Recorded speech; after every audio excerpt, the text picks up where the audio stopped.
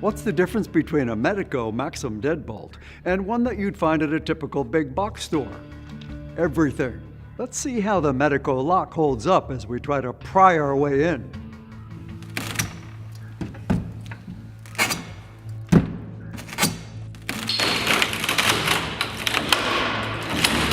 Even with this kind of abuse, the Medeco deadbolt did its job.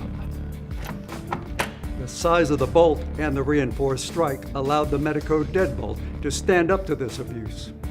Now let's see how the standard off-the-shelf deadbolt holds up.